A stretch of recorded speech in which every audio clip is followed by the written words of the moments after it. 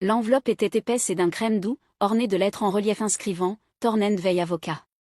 Mon nom se trouvait juste en dessous, en encre noire, Mademoiselle Irena Reyes, dans une police trop élégante pour quelque chose de banal. Je la tenais un instant avant de l'ouvrir, sachant déjà ce qu'elle contenait. Non pas parce que quelqu'un me l'avait dit, mais parce que j'avais senti quelque chose se dérober le matin où grand-père est décédé, comme la charnière d'une vieille porte qui cède enfin. Au petit déjeuner, ma mère l'avait annoncé avec sa certitude tranchante habituelle. Le testament de Grayson sera lu la semaine prochaine. C'est formel, bien sûr, mais Selena est la bénéficiaire principale. Tu n'as pas besoin de t'habiller pour une déception. Je ne répondis pas. J'avais appris depuis longtemps qu'argumenter avec elle, c'était comme jeter des mots au fond d'un puits, ils ne revenaient jamais. La lettre confirmait ses propos. Une lecture aurait lieu. Ma présence était sollicitée. Je passai mon doigt sur la date et l'heure. Une ligne ressortait, vous avez été désigné comme partie intéressée. Je posai la lettre près de mon café, la vapeur s'élevant doucement entre les lignes. J'entendais déjà la voix de mon père dans ma tête, ne t'humilie pas en te présentant à quelque chose dont tu n'as jamais fait partie. Il ne voulait pas être cruel, du moins pas directement. Mais parfois, l'absence de croyance blesse plus qu'une insulte. Je n'étais pas la vedette. Je n'étais pas Selena. Je ne l'avais jamais été. Pourtant, je pensais à la véranda de grand-père, à la fois où il avait posé un vieux livre sur mes genoux et dit « Ceux qui s'assoient avec toi dans le silence, ce sont ceux qui restent. » Il ne s'agissait pas vraiment d'héritage. Pas vraiment. Je n'attendais ni argent, ni reconnaissance ni même un simple signe d'attention. Mais malgré tout, je pliai soigneusement la lettre, la glissai dans la poche de mon manteau, et entourai la date dans mon agenda. Peut-être n'étais-je pas censé avoir d'importance dans cette pièce, mais j'allais y être. Quand nous étions enfants, le nom de Selena résonnait dans chaque couloir de la maison, comme s'il était brodé dans le papier peint. Selena a obtenu le premier pupitre dans l'orchestre. La prof de Selena dit qu'elle est surdouée. L'audition de Selena s'est parfaitement passée. Nos parents parlaient d'elle comme si elle était déjà quelqu'un d'important, comme si tout ce qu'elle touchait se transformait immédiatement en quelque chose de brillant et de précieux. Je ne l'ai jamais vraiment enviée. Pas vraiment. J'ai juste appris à vivre dans les interstices de son projecteur. Pendant qu'elle montait sur scène et posait pour des photos, je trouvais des coins de silence, les marches à l'arrière avec un livre, le garage avec les vieilles boîtes à casse-tête de grand-père. Un jour, ma mère m'a surprise en train de lire à table et m'a dit « Pourquoi tu n'essaies pas, juste une fois, de rejoindre le monde ?» J'ai essayé, mais ça n'a jamais pris. Je n'étais pas assez bruyante, pas assez impressionnante, pas assez Selena. Grand-père était le seul à ne pas me demander d'être plus audible. Il me passait de petits cadeaux, une vieille boussole de poche, un globe craquelé, une carte des sentiers qu'il n'avait jamais eu le temps de parcourir. « Voyons où cela t'emmène », disait-il. Et je passais des après-midi à tracer des lignes sur des lieux où je n'étais jamais allé, sentant qu'il comprenait peut-être comment mon esprit vagabondait. Il n'a jamais dit que j'étais spéciale. Il n'en avait pas besoin. La dernière fois que je l'ai vu, c'était un dimanche, début octobre. Je lui avais apporté une boîte de thé que j'avais trouvée dans une petite boutique du centre-ville, du genre à la bergamote et aux écorces d'orange séchées. Il prépara 2 tasses sans me demander ce que je voulais. Nous nous assîmes sur sa véranda alors que les feuilles tourbillonnaient dans la cour, silencieux tous les deux, dans cette tranquillité que peut connaître une relation où rien n'a besoin d'être réparé. Personne ne sut jamais pour cette visite. Il n'y eut ni photo, ni annonce. Il ne m'a rien dit sur le testament. Il ne m'a vraiment rien dit, en fait. Mais à mon départ, il me serra la main et dit « Tu te présentes toujours sans vouloir être vu. C'est plus rare que tu ne le crois. » Cela resta avec moi, non pas parce que c'était un éloge, mais parce que cela ressemblait à une permission. Permission de continuer à apparaître tel que j'étais, même si personne d'autre ne le remarquait. Maintenant, alors que je posais une robe noire simple sur mon lit et que je rangeais un manteau avec des boutons manquants, je ne me sentais ni prête ni importante. Je ne me sentais pas héritière de quoi que ce soit. Mais quelque chose de plus profond me poussait. Ce n'était pas un sentiment de droit, juste une sensation discrète que je devais être là. Pas pour eux, pas même pour moi, pour lui. La chapelle se dressait au sommet d'une petite colline, ses murs de pierre humide de gel matinal. J'arrivais juste avant le début du service, en manteau de laine sobre qui sentait encore le cèdre de mon placard. Le vent mordait mes mains quand j'entrais, chassant le froid de mes manches. Selena était déjà là, enveloppée dans de la soie noire élégante, ses talons bien trop hauts pour l'hiver. Les gens se pressaient autour d'elle comme si elle était la veuve plutôt que la petite fille. Elle ne me vit pas tout de suite ou fit semblant de ne pas me voir. Je souris à l'huissier. Je suis ici pour Grayson Reyes. Il hésita un instant de trop, puis me désigna l'allée latérale. Vous pouvez vous asseoir là. Les bancs étaient pour la plupart remplis de visages que je reconnaissais de loin. Des voisins d'antan, des amis de la famille, des gens du cabinet. Mes parents étaient assis au deuxième rang, Selena à côté, penchée vers elle alors que ma mère lui murmurait quelque chose à l'oreille. Je trouvai une place près du fond. Personne ne vint me rejoindre. Quelqu'un derrière moi murmura « Pourquoi elle là ?» Un autre répondit « Je pensais qu'elle avait coupé les ponts il y a des années. » Je ne me retournai pas. Les chuchotements me frôlaient comme le vent dans les arbres tranchant mes familiers. L'urne était posée devant, petite et sombre, et si différente de l'homme que je connaissais. À côté, une photo de grand-père d'il y a des années, devant la cabane, les gants de travail aux mains, souriant comme s'il n'aurait pas dû. Un hymne que je ne connaissais pas fut joué. Le pasteur parla d'héritage et de foi, mais mes yeux restèrent fixés sur la photo. Je songeais à cet après-midi silencieux sur la véranda, celui que personne ne connaissait, celui qui n'avait pas besoin d'être expliqué. La douleur est une drôle de chose. Selena entra comme si elle possédait déjà l'endroit, son manteau posé sur le bras, une petite pochette balançant à son poignet. « Ce n'est qu'une formalité », dit-elle assez fort pour que je l'entende.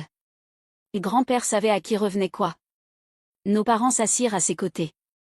Ma mère avait ce même air pincé qu'elle arborait au mariage et aux audiences, à parts égales fierté et spectacle. Je ne me plaçai pas près d'eux. Je choisis la chaise la plus proche de la fenêtre, à l'écart du groupe. Monsieur Thorne entra, un dossier sous le bras. Il salua la pièce d'un hochement de tête discret avant de prendre place. Merci à toutes et tous d'être présents. Je vais commencer par la lecture officielle du testament de Grayson Reyes, daté du 12 juin de l'année dernière. Selena croisa les jambes et releva le menton, comme si elle savait déjà ce qui allait suivre. Les mots se déposèrent sur la table comme de la poussière, doux mais indéniable. Mon pouls accéléra, mais je ne bougeai pas. Il ajusta ses lunettes et continua à lire. Et juste comme ça, l'air dans la pièce commença à changer. La voix de Monsieur Thorne était calme, presque trop calme. À ma petite fille, Irena Reyes, dit-il, je lègue la participation majoritaire dans Reyes Développement, ainsi que 53,5 millions de dollars en actifs personnels et d'investissement. Les mots ne firent pas tout de suite effet. Ils restèrent suspendus dans l'air, en attente, comme si quelqu'un devait d'abord les revendiquer pour qu'ils deviennent réels. Le silence s'étira, mince et tendu. Selena cligna des yeux une fois, puis une autre. « Quoi » dit-elle, comme si elle avait mal entendu. Ma mère émit un petit bruit étouffé. Mon père se renversa dans son siège, comme si quelque chose de lourd venait de lui tomber sur la poitrine. Personne ne me regardait. Monsieur Thorne poursuivit sa lecture, imperturbable. Cela inclut 62% de propriété dans toutes les entités de l'entreprise, le pouvoir de vote au conseil d'administration, et la pleine discrétion quant à la direction future et à l'allocation des actifs. Selena se leva brusquement, sa chaise raclant le parquet. Il doit y avoir une erreur. Il n'y a aucune erreur, répondit calmement Monsieur Thorne. Votre grand-père a fait ces modifications en personne, en présence de témoins, et elles ont été notariées. Il était parfaitement lucide. Mes mains étaient toujours croisées. Je n'avais pas bougé. Mon cœur battait contre mes côtes, comme s'il voulait fuir ce que je venais d'entendre. Il n'a jamais rien dit, cracha Selena. Il ne l'aimait même pas. Il la mentionnait à peine. Monsieur Thorne referma doucement le dossier. Il a laissé un court addendum à lire à la famille. Il baissa les yeux et lut une dernière phrase, cette fois sans ton juridique, seulement avec une intention paisible. C'était la seule à être venue sans appareil photo. Le silence retomba, plus lourd cette fois, chargé d'une clarté que personne n'attendait. Selena semblait abasourdie. Pas encore furieuse, juste incrédule. La bouche de ma mère s'ouvrit légèrement, figée entre le déni et l'outrage. Mon père me regarda, vraiment regardé, pour la première fois depuis des années. Son regard ne s'adoucit pas, il se contenta de rester posé. Je ne pensais pas à l'argent, ni à l'entreprise, ni même au pouvoir. Je pensais au Porsche de grand-père, à ce vieux livre, et à la façon dont il ne pressait jamais mes silences. Je pensais à ce dimanche que je n'avais jamais raconté à personne, parce que je n'en avais pas eu besoin. Selena reprit enfin la parole. Ce n'est pas juste. Je la regardai, calme et posée. Ça n'était pas censé l'être. Monsieur Thorne se leva en rassemblant les documents. Il y a un dernier élément que Grayson m'a demandé de vous transmettre. Une lettre personnelle. Elle vous est adressée, Irena. Il me tendit une enveloppe scellée, dont l'écriture m'était immédiatement familière. Je la glissai dans la poche de mon manteau, incertaine d'être prête à l'ouvrir, mais je savais que je le ferais, simplement pas devant eux. J'ai attendu d'être seule. Pas seulement loin du bureau, mais dans cette petite chambre de motel où j'avais passé la nuit précédente, avec le radiateur qui grinçait et des rideaux qui ne se rejoignaient pas. Je me suis assise au bord du lit, l'enveloppe sur les genoux, la retournant une fois, puis une autre. Son écriture était stable. J'ai suivi du doigt le « i » majuscule de mon prénom avant de finalement briser le sceau. À l'intérieur, 3 pages pliées. Pas de date, pas de « cher », juste mon prénom suivi de ces mots. Irena. Tu n'as jamais rien demandé, mais tu m'as donné quelque chose qu'aucun d'eux n'a pu m'offrir, du temps sans attente. Je t'ai vu grandir dans les coins silencieux d'une maison trop bruyante pour t'entendre. Eux mesuraient l'amour en applaudissements. Toi, tu le mesurais en présence. Ce dimanche où tu es venu sans discours, sans mise en scène. Tu as juste apporté du thé et tu t'es assise avec moi. Personne d'autre ne le savait, et tu ne l'as jamais raconté. Ça m'a tout dit. Je me suis arrêtée, le souffle court. L'air me parut plus léger, comme s'il était là à nouveau, juste pour observer, sans rien attendre en retour. J'ai modifié mon testament la semaine suivante. Pas par rancune. J'aime aussi Selena, à ma manière. Mais elle ne restait jamais sans qu'un objectif soit braqué sur elle. Elle a mémorisé chaque facette de mon héritage sauf la seule qui comptait vraiment, le temps qu'il a fallu pour le bâtir. Tu m'as un jour demandé pourquoi je gardais toutes ces cartes et ces carnets. Tu n'as pas ri quand j'ai dit que j'aimais savoir où les choses avaient été, pour mieux deviner où elles allaient.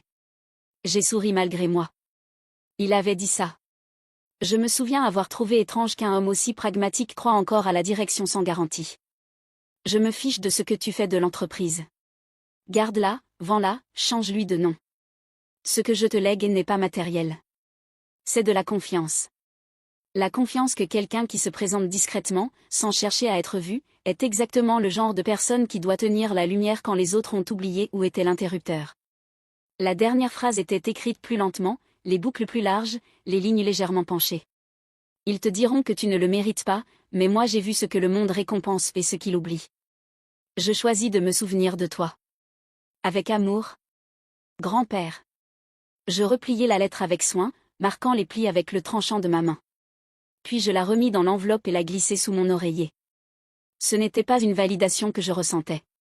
C'était une reconnaissance douce et ferme, comme le sol sous tes pieds après avoir cru marcher sur du verre.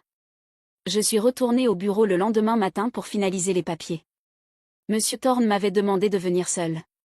Quand je suis entrée, ils étaient déjà là, mes parents et Selena, assis raides dans la salle d'attente comme s'ils posaient pour un portrait auquel ils n'avaient pas consenti. Selena se leva dès qu'elle me vit. Tu l'as manipulée.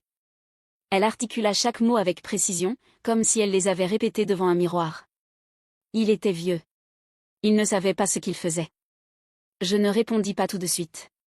Je la regardai simplement. Vraiment regardé, maquillage impeccable, chemisier parfaitement repassé, le chagrin transformé en indignation bien lissée. Je n'avais rien à prouver, dis-je. Je l'aimais, c'est tout. Son visage se crispa. Ne fais surtout pas de ça une histoire d'amour. C'était mon grand-père aussi. Je hochai la tête. Alors tu devais savoir qu'il n'aimait pas les caméras. Ma mère tressaillit. Mon père baissa les yeux vers le sol. Monsieur Thorne apparut dans l'embrasure de la porte, sa voix toujours aussi posée. Monsieur Reyes a passé 2 évaluations mentales indépendantes avant de modifier son testament. Les 2 ont confirmé sa pleine capacité. Ses instructions étaient délibérées et précises. Ça ne veut pas dire que c'est juste, cracha Selena. Non, répondis-je. Ça veut seulement dire que c'était son choix. Ma mère craqua alors. Pas bruyamment, pas d'un coup, mais les larmes commencèrent à couler et elle détourna le visage de nous tous. Mon père posa une main sur son épaule, mais elle ne la saisit pas. Selena rassembla ses affaires avec des gestes secs.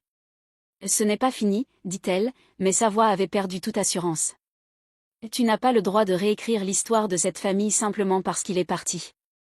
Je ne répondis pas. Il n'y avait plus rien à dire. Elle quitta la pièce, ses talons claquant vivement dans le couloir. Monsieur Thorne m'adressa un petit signe de tête et désigna le bureau. Juste quelques signatures. Je le suivis à l'intérieur, l'enveloppe toujours serrée contre ma poitrine. Je ne l'avais pas lâchée depuis la veille. Quelle que soit la tempête qui venait de passer, j'étais toujours là, pas indemne, mais inébranlable. Le trajet jusqu'à la cabane prit un peu moins de 2 heures. De la neige balayait les bords de la route, le genre de flocons qui ne tiennent jamais vraiment, mais qui murmurent que l'hiver est en embuscade. Je n'étais pas venu ici depuis plus de 10 ans, mais les virages me revinrent comme un réflexe musculaire. Les grands sapins, l'affaissement de la vieille boîte aux lettres, le gravier qui crépitait sous les pneus alors que je remontais l'étroit chemin. La clé tourna sans résistance. À l'intérieur, tout était comme il l'avait laissé, la table en pin, le vieux fauteuil usé recouvert d'une couverture élimée, la rangée de livres sur l'étagère qui penchait toujours un peu vers la gauche. La poussière s'était déposée, mais rien n'avait changé. Sur la cheminée, au-dessus du foyer éteint, se trouvait une seule photo. Je m'arrêtai net en la voyant. Moi, à 10 ans, jambes croisées sur la marche du porche, en train de lire, adossé au genou de grand-père. Sa main posée sur mon épaule, et nous regardions tous deux la même page. Je ne savais même pas que cette photo existait. À côté, reposait un petit carnet relié en cuir. Je le pris délicatement et ouvris la première page. Son écriture, légèrement inclinée, était appliquée. Irena n'a jamais été bruyante. C'est comme ça que j'ai su que je pouvais lui faire confiance. Mon souffle s'échappa, comme si je le retenais depuis des années. Je m'assis dans le fauteuil, le carnet sur les genoux, et laissai le silence remplir la pièce, pas lourd, mais complet. Après un moment, je me levai, ajoutai quelques bûches dans la cheminée, et craquai une allumette. La première flamme prit, puis s'étendit lentement, sûrement. Je la regardai se former, écoutai le bois se tasser, et pour la première fois depuis plus longtemps que je ne pouvais le mesurer, je ne ressentis pas le besoin d'expliquer quoi que ce soit à qui que ce soit. La pièce se réchauffa, les contours s'adoucirent. Je restai là longtemps, jusqu'à ce que la lumière se répande doucement sur le sol, et que je sente le poids de la lettre, de la photo, et de tout ce que j'avais hérité, non comme un fardeau, mais comme un commencement.